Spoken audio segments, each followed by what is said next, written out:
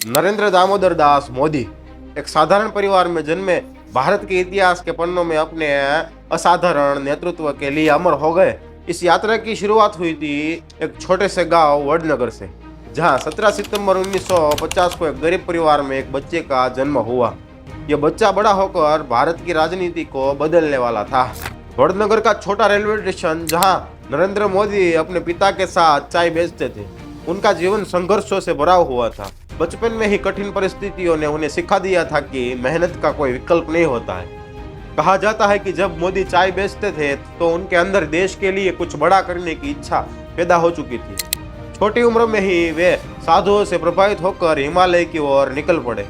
अपनी किशोरावस्था में मोदी का जीवन दिशा खोज रहा था। यह समय था जब उन्होंने राष्ट्रीय स्वयंसेवक संघ आरएसएस से जुड़ने का निर्णय लिया, जो उनके जीवन में बड़ा बदलाव लेकर आया। राष्ट्रीय स्वयंसेवक संघ के साथ जुड़ने के बाद नरेंद्र मोदी का जीवन पूरी तरह से बदल गया। यहाँ उन्होंने अनुशासन, संगठनात्मक क्षमता और राष्ट्रीय सेवा की गहरी समझ विकसित की। संघ में उनके वर्षों ने उनके व्यक्तित्व को ढालने में महत्वपूर्ण भूमिका निभाई। इमरजेंसी के दौरान नरेंद्र मोदी ने भूमिगत रहते हुए और लोकतंत्र के पक्ष में काम किया। उस समय उनकी रणनीति और साहस ने उन्हें संगठन में एक नई पहचान दिखाई। 1985 में भारतीय जनता पार्टी से जुड़ने के बाद नरेंद्र मोदी ने संगठन को मजबूत करने के लिए जमीन पर काम किया। उन्होंने पार्टी की जड़ें गहरी करने के लिए दिन रात मेहनत की।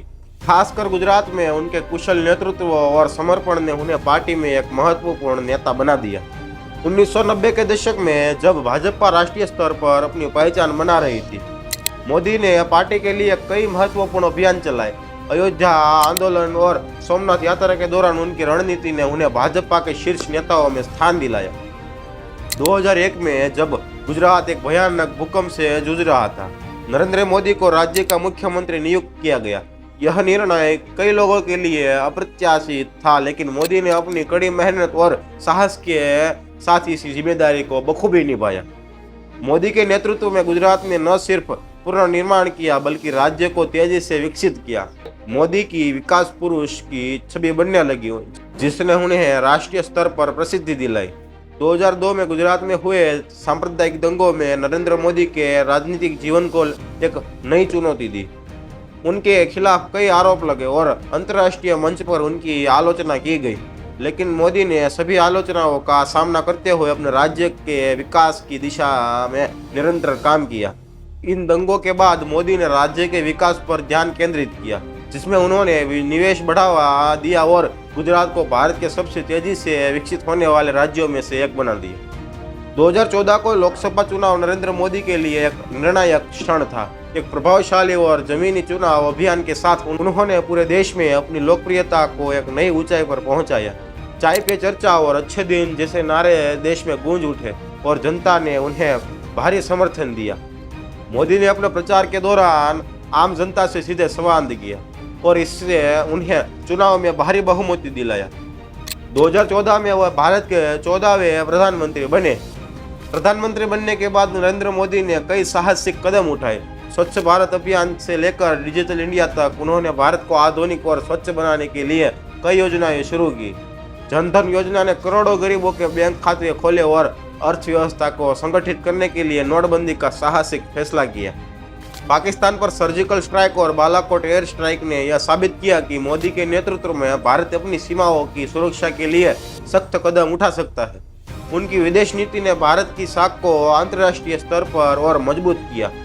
2019 में नरेंद्र मोदी ने दूसरी बार प्रधानमंत्री बनने के लिए जोरदार चुनाव अभियान चलाया। उन्होंने सबका साथ सबका विकास के नारे के साथ फिर से जनता का विश्वास जीता और पहले से भी बड़े बहुमत के साथ प्रधानमंत्री बने। प्रधानमंत्री के रूप में अपने दूसरे कार्यकाल में मोदी ने आत्मनिर्भर भारत का नारा दिया और देश को वैश्विक स्तर पर और अधिक सशक्त बनाने की दिशा में काम किया। कृषि सुधार और नई आर्थिक नीतियों में भारत के भविष्य को नई दिशा दी और फिर से 2024 के इलेक्शन में फिर से नरेंद्र मोदी भारत के प्रधानमंत्री बने और वो पहले ऐसे व्यक्ति बने जो प्रधानमंत्री के पद पे 3 बार के लिए जीत गए थे। नरेंद्र मोदी की यह कहानी हमें सिखाती है कि एक साधारण व्यक्ति जो चाय बेचते हुए अपने जीवन की शुरुआत करता है, वह अगर अपने सपनों के प्रति दृढ़ और संकल्पित रहे तो वह इतिहास रच सकता है। तो ये थी पीएम मोदी जो भारत के प्रधानमंत्री है उनकी कहानी। और एक कहानी आपको पसंद आई हो तो लाइक करके इस वीडियो को शेयर कर देना। जय हिंद, जय भारत।